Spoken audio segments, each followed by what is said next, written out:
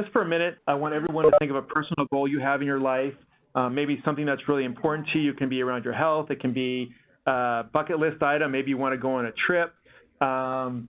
Maybe it's a financial goal. So just take maybe 10 or 15 seconds to think of something that you really want to do in the future and that, you have to prepare for. What's preventing you from reaching that goal, and what habits or steps along the way do you have to take to get that goal? Okay, so say we wanted to go on a trip, to Hawaii, okay? What are some of the steps you would need to do? You'd have to research how much the ticket is. You would have to book a hotel. You'd have to plan time off, things like that. So I want everyone just for, the next few seconds to think of something that's really, really important to them. Maybe write it down on a piece of paper, because we're going to be referring to it later on. Okay. So we can't talk about prevention unless we define it. So we're going through the what, when, why, where, and how of how to make healthier habits, and it starts with defining prevention, the action of stopping something before it happens, okay? A lot of phrases maybe we've heard growing up are look before you leap, an apple a day keeps the doctor away, stop, look, and listen. Maybe some of you want to share some of your favorite quotes from when you were a child in the chat line, and I can announce them to everyone. But prevention is really trying to get ahead of the game and stop something, from happening in the future. Okay, but really, what's most important is, what does it mean to you? What does prevention mean to you?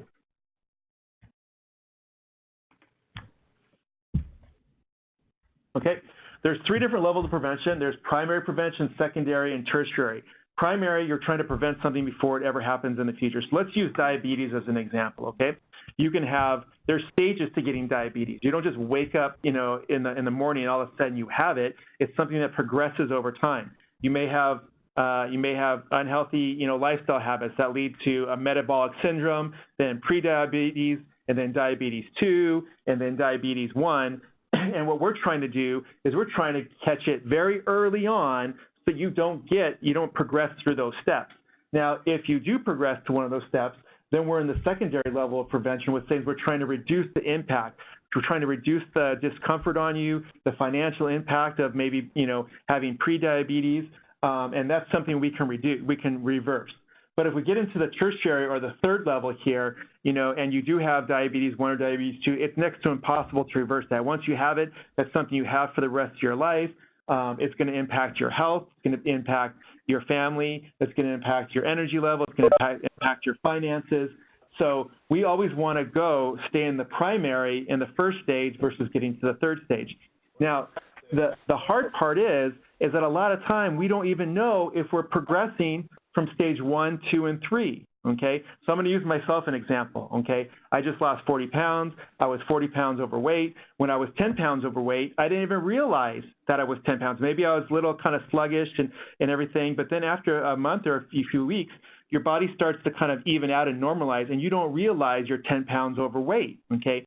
Now, if you do that over the course of 2, 3 months or years, you could see that your body is going to adapt to that weight, and maybe 10 pounds, 20 pounds, 30 pounds, 40 pounds, and then you're not even going to realize it, okay? And then now you're in a high-risk, unhealthy situation, and not until you know your 4 main numbers is something going to click in and say, hey, I need to take care of this right away real quick.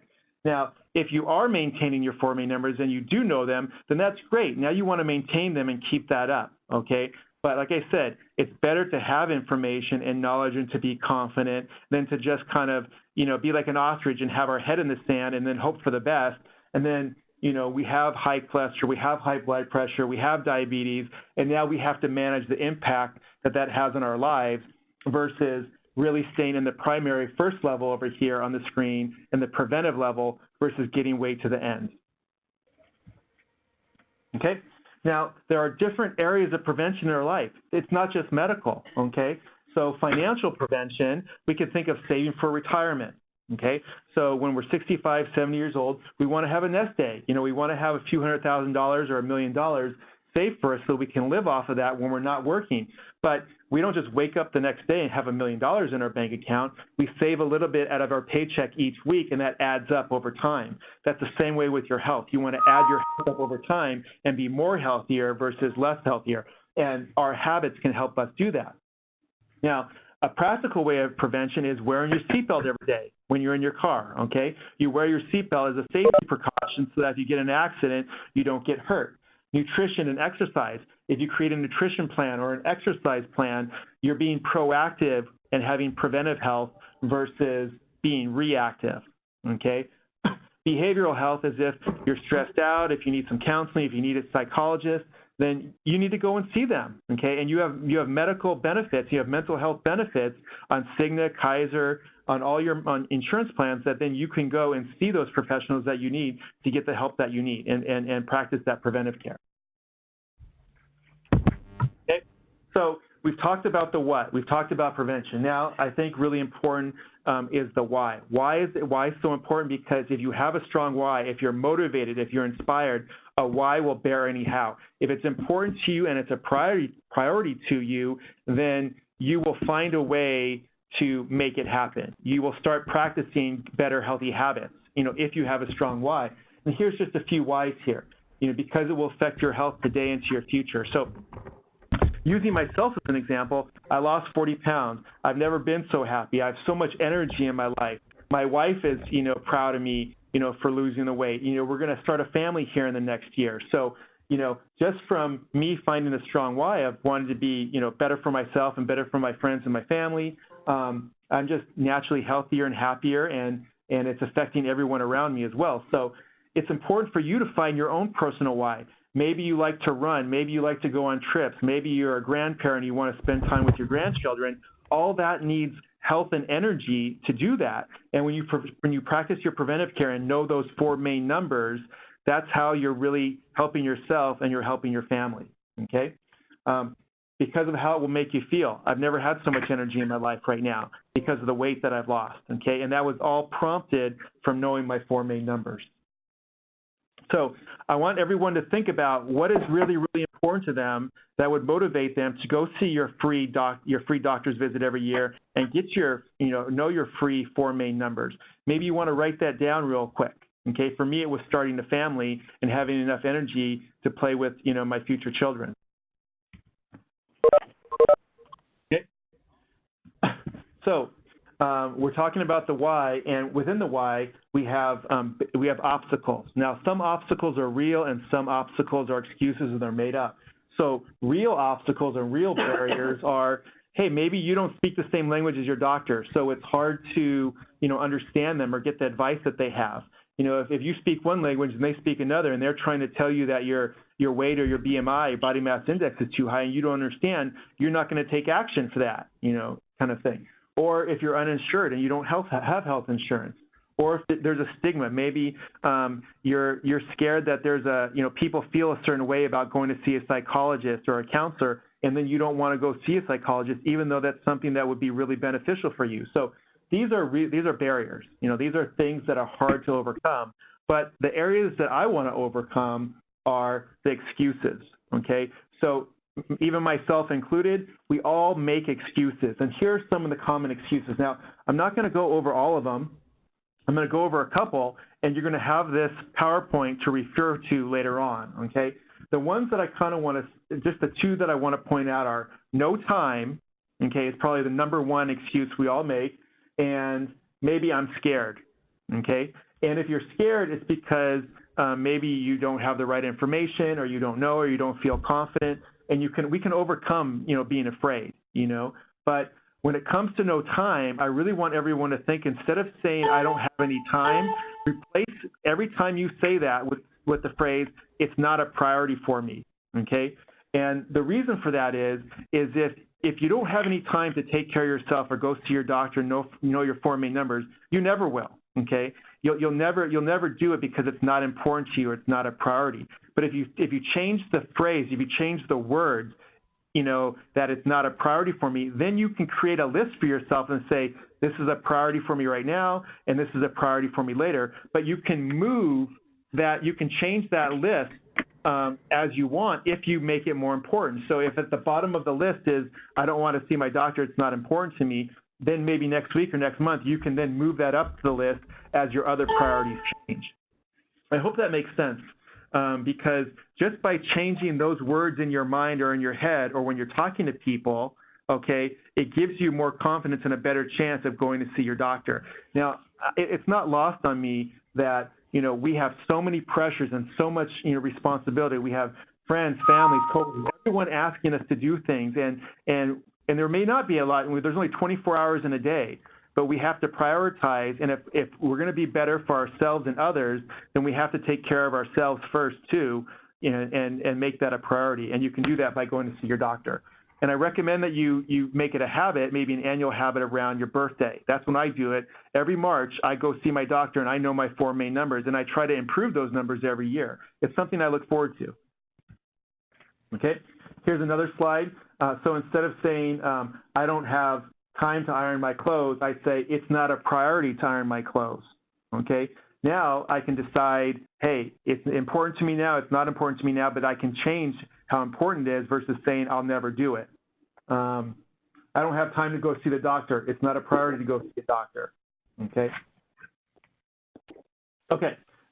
So why do we make excuses? We all make excuses. I make excuses. Everyone makes excuses. We usually do it because we have lack of information or resources, and that leads for us to not be as confident as we should be, and that leads to fears. Okay. And fears are real. You may get a bad number of knowing your 4 main numbers, and that may scare you. When I got my BMI number, I had no idea that number was so bad, and it was in a bad range too. I never thought of myself, in that high of a range, but at least I knew, at least I could do something about it and take action towards it versus just living in fear. And with health and wellness, we want to do everything to make you confident, happy, and healthy so that you're not living in any type of fear. And the information you get from seeing your doctor and knowing your 4 main numbers helps with that. Okay, we have about 5 or 6 more slides here, about maybe 10, 12 more minutes, and then we'll finish up with a little activity here. But, here are the kind of 5 main steps to overcoming excuses. The first and foremost, you just got to get real with yourself, and you got to say, hey, I'm making an excuse. And that's okay. We all do it, and it's good to kind of check in with ourselves from time to time. Figure out why you're doing it. Maybe you're scared to know your 4 main numbers, and you'd rather not just know, but at least you're admitting that to yourself. Think about the consequences. Okay, so if I just ignored going to see my doctor, my BMI kept rising, then I would continually be in a high-risk situation, with my weight, and then one day I'd be in such a high-risk situation that something's bound to happen. I could have a heart attack. I could, who knows what I could have. But the higher risk you increase in yourself, the harder it is to reverse. You want to catch it as early as possible. Think about the positive impact overcoming excuses would have on your life. About having more energy, having more productivity at work, having more time and energy for your bucket list items or the hobbies that you love in your life. And then we teach you to believe in your skills and your abilities by going to see your doctor and then practicing them. So every day I practice the habit of staying in shape and trying to lose a little bit of weight by the nutrition that I have, and we can teach you how to do that. Okay. So this gets to the second video of the day, and then we have a few more slides after that, and then we'll kind of wrap things up. But the overarching theme we have with any of our health seminars and the going to see your doctor is to create a habit, okay? And a habit is a routine or behavior that you do automatically. So let's talk about habits for a second here. What are some habits that we practice every morning? We get up in the morning, we go to the restroom, we take a shower, maybe we get a cup of coffee, we drive to work, we brush our teeth. All of these are habits that are automatic. They're routines that we don't even think about. So the more healthy habits you create that are automatic routines, the better you're going to be because you're doing them without having to think about them or worry about them. But it takes a little bit of time and energy at the beginning, and then you're kind of on autopilot. So over the last 3 months, I lost 40 pounds. The first 2 or 3 weeks, I had to think about it. It wasn't automatic. It was something that I had to really put some time and energy to. But by the 3rd or 4th week, okay, and for the last 2 months, it's been pretty easy. And that's the great thing about, what I'm doing right now for my nutrition and my weight and my health is that I'm not having to worry about it, think about it each day. It's just part of my daily routine. Every night before I go to bed, I make my healthy breakfast, lunch, and dinner for the next day, or I make it, 2 or 3 days in advance, and it's all set for me, so I don't have to worry about eating anything unhealthy because I already prepared the night before. Okay. Some habits are bad. Some habits are good. Okay. This is the habit loop, and I'm going to show you a quick little video here that's going to do a much better job of explaining it than me. Now, I'll give you guys a little bit of break from my voice because I know I've been talking here a lot.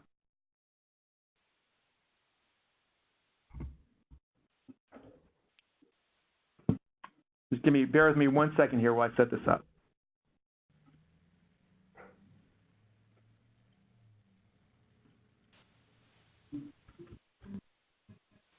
Imagine for a moment that you have a habit that you really want to change. Let's say, for instance, you go up to the cafeteria every hour. You talk to them. This habit has caused you to gain a little bit of weight.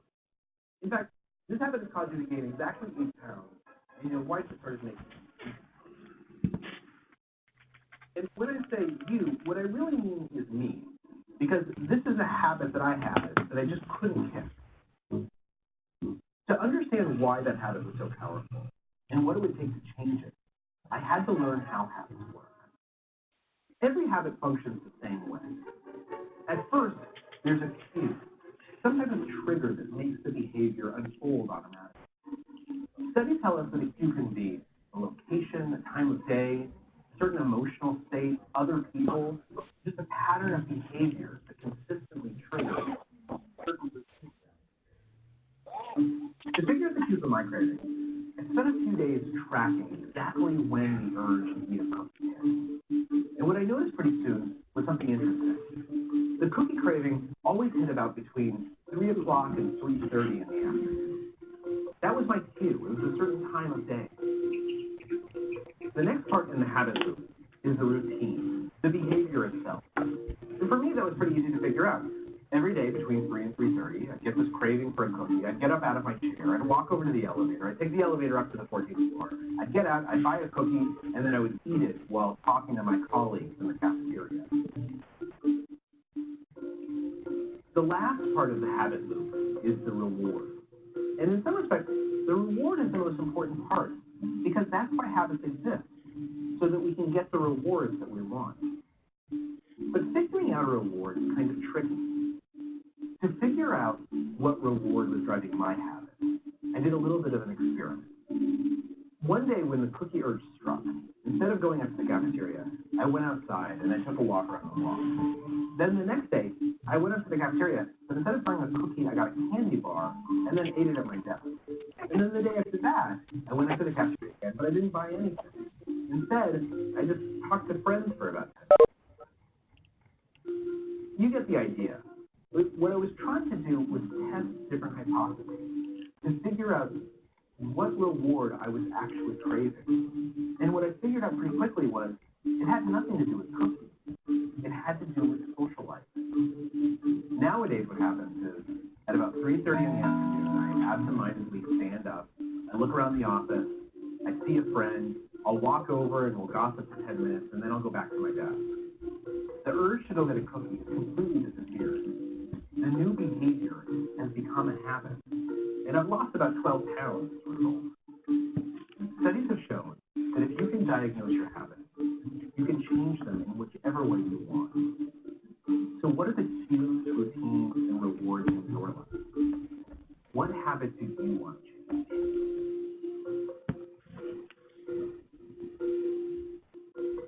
The power of habit. Why we do what we do in life and business. Learn more at thepowerofhabit.com.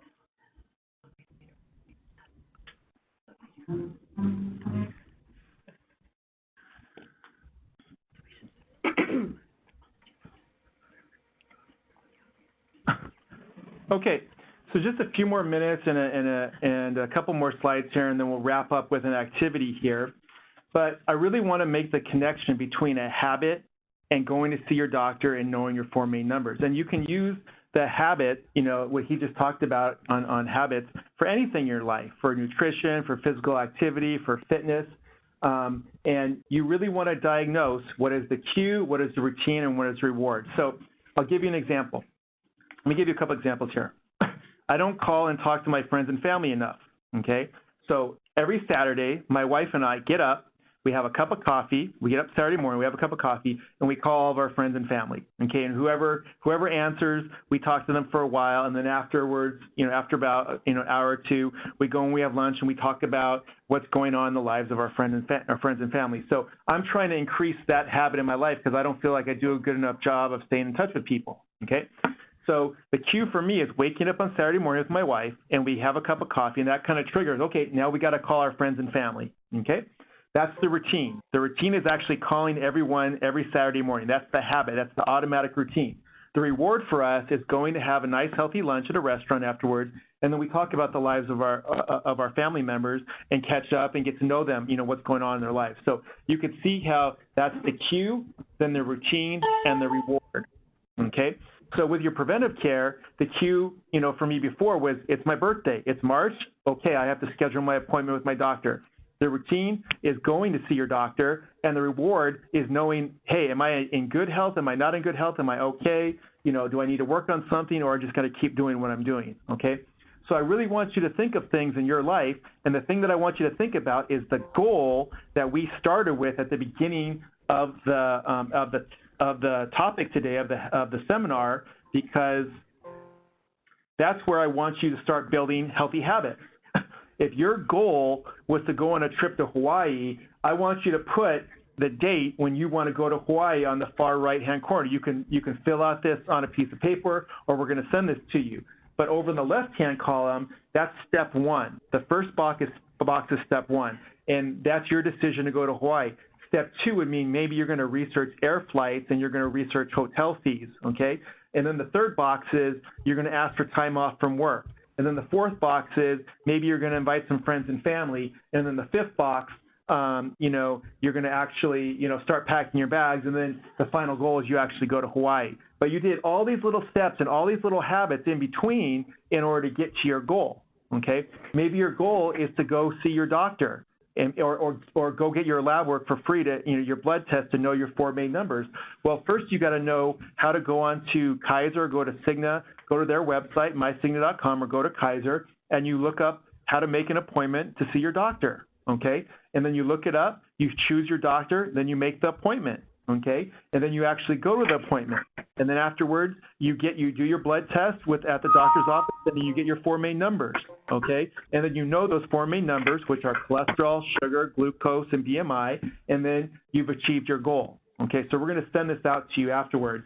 And then one of the final slides I want to show you here is that little card I was talking about that I want you to put in your purse or wallet. And just give me 1 second here to get that.